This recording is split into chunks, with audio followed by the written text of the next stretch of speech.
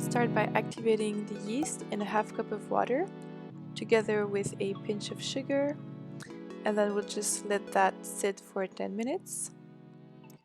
10 minutes later we can add our wet ingredients. So I made my own pumpkin puree. I'll put the link in the description below. We also need a 1/4 cup raw sugar, 2 tablespoons mild olive oil, a half cup of milk. I used soy, but any plant milk will do, and then we'll give it a good whisk. As for the dry ingredients, I use pumpkin spices. There are no ready-made mixes in Germany that I'm aware of, so I mixed cinnamon, nutmeg, ginger, cloves, and a pinch of salt. And then what's nice about this recipe is that it is traditionally made with whole wheat flour. So I have 2.5 cups sifted flour in my bowl, and I'm gonna add half, mix a bit, and then the other half.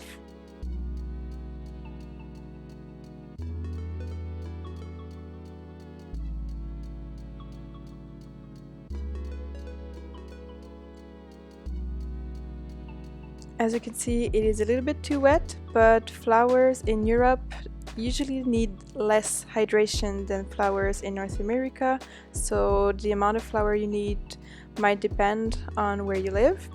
So if it is too wet, just add a little bit of flour. I ended up adding about a half cup of flour for a total of 3 cups.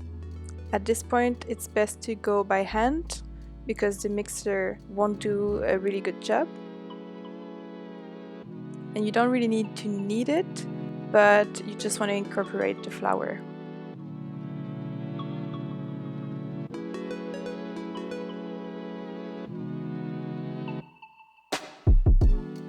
Once you have a nice dough that is not too sticky, you can go ahead and cover it and let it rise in the oven.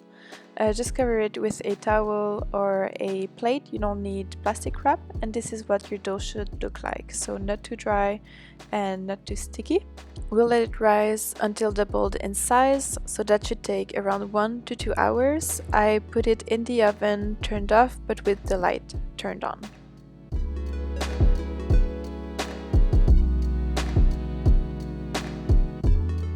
And we can already make our frosting, which is absolutely delicious and super easy to make.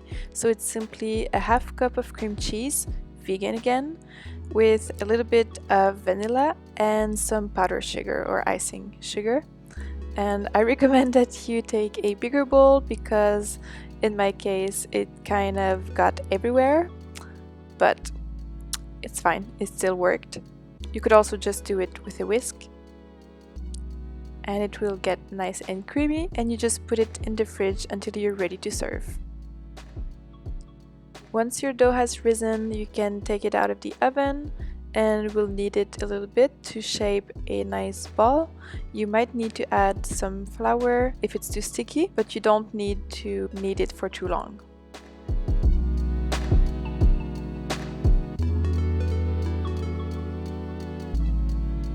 I only made half because only Martin and I were eating them, and as good as they are, we cannot eat for beaver tails each. So just divide your ball into 4 pieces, then flatten them lightly. Always use flour on your hands and on your surface because this pumpkin dough tends to be sticky, but if you use flour, you won't have any problem with it.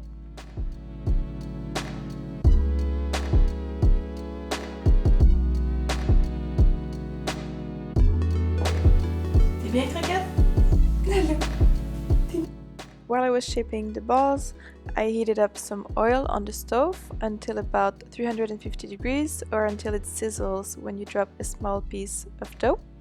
And for the final shaping, simply stretch one piece of dough gently with your hands without creating any holes, and then you gently place it in the oil.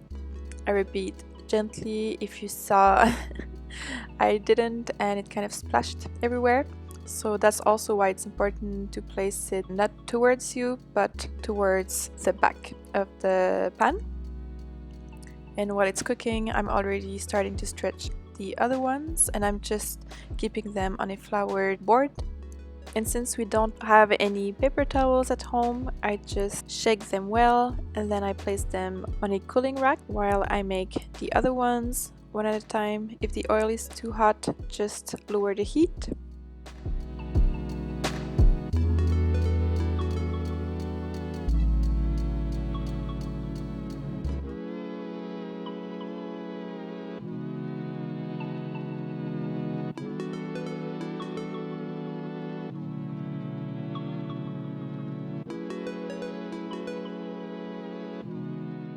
Once they're cool enough to handle, I dip them in a mix of raw sugar and cinnamon.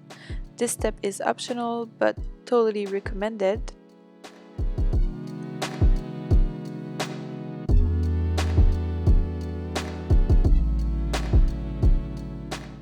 As usual, I hope that you liked the video and the recipe and that you will try it.